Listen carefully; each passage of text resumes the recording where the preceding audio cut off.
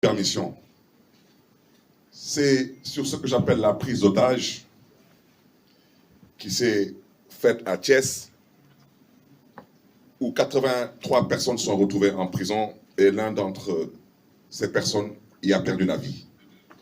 Je voudrais dire que cela est lié à une volonté manifeste du petit mec qui, en pleine campagne, a décidé que je ne devais pas battre campagne parce que, soi-disant, il était fâché et que, soi-disant, il était énervé et qu'il a peut-être dû m'oublier, mais il sait tellement qu'il y a des choses qui ne m'ébranlent pas.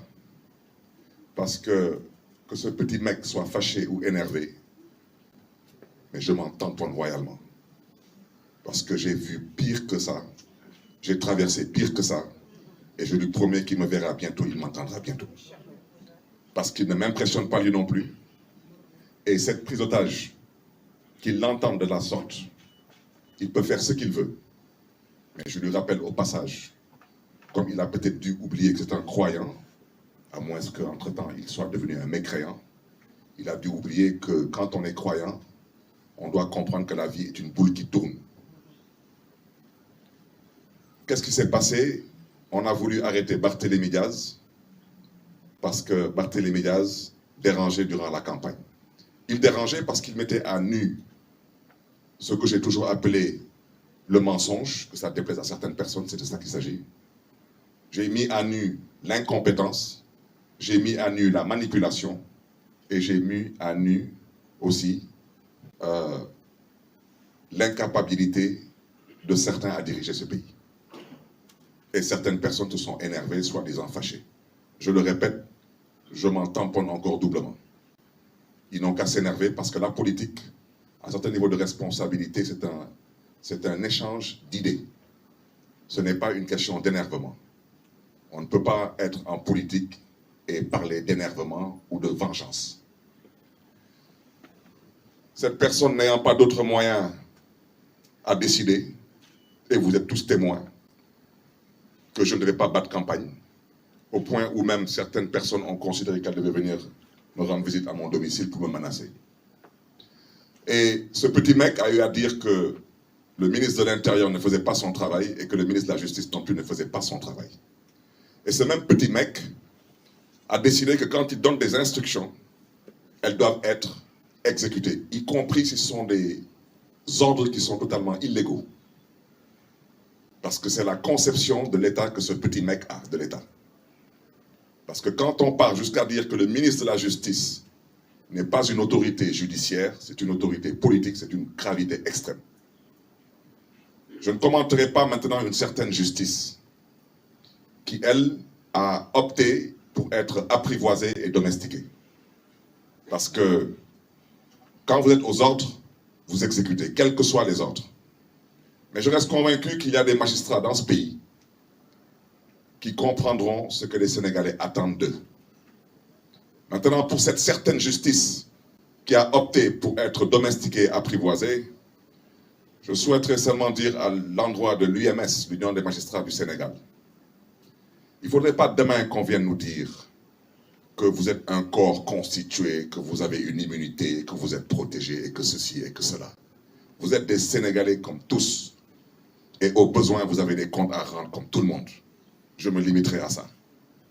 Parce qu'on ne peut pas accepter que depuis que le Sénégal est le Sénégal souffre plus ou moins de la même maladie. C'est la justice. Une justice qui refuse de dire le droit au nom du peuple sénégalais. Une justice qui refuse de s'assumer. Pour la dernière alternance, il y a eu plus de 80 morts.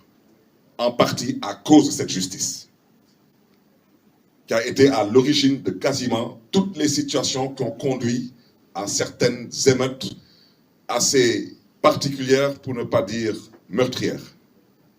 Une justice qui refuse de dire le droit.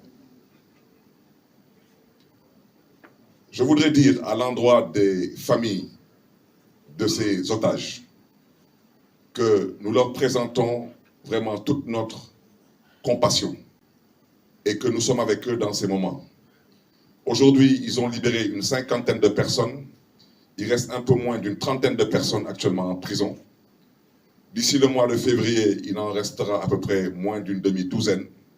Mais même s'il reste une seule personne en prison, c'est totalement anormal. On me parle d'une vidéo que je n'ai jamais vue. Parce que les connaissances, s'il y avait une vidéo, elle aurait circulé sur les réseaux sociaux. Une vidéo que personne n'a vue.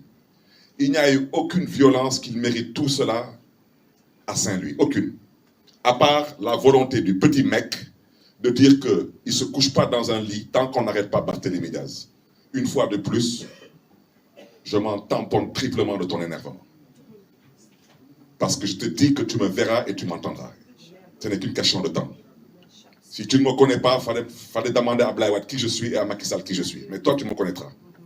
Parce que tu as peut-être connu un ami, mais là, tu connaîtras maintenant un vrai adversaire politique.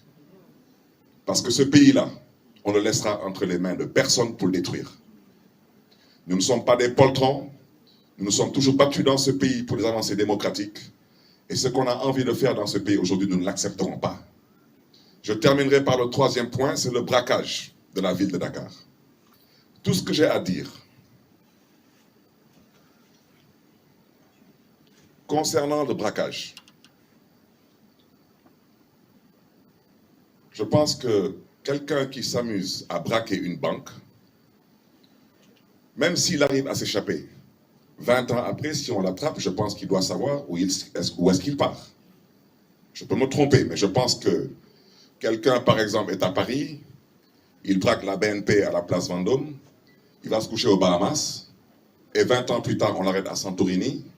Je pense que c'est tout de même qu'il va pas rester là-bas en vacances. Bon. À l'endroit de ceux qui ont braqué la mairie de Dakar, je souhaiterais leur dire que quand on est braqueur, on est braqueur. De banque ou d'institution, on est braqueur. Eux, comme tous les complices qui ont participé à ce braquage, je souhaiterais seulement leur rappeler qu'on parle d'un braquage. Prendre une institution, l'encercler par des forces de l'ordre, et dire que l'élu n'a pas le droit de rentrer dans cette institution, c'est un braquage. Eh bien, peut-être pour ceux qui ne comprennent pas trop ce que j'explique, imaginez un scénario dans lequel on encercle la présidence de la République du Sénégal, on y met des policiers, des militaires, armés, et on dit que l'actuel président du Sénégal ne rentrera pas au palais. J'espère seulement que vous allez réussir votre coup, parce que si vous ne le réussissez pas, on l'appelle, dans un autre jargon, un coup d'État. Et quand on vous attrape pour un coup d'État, vous savez exactement le sort qui vous est réservé.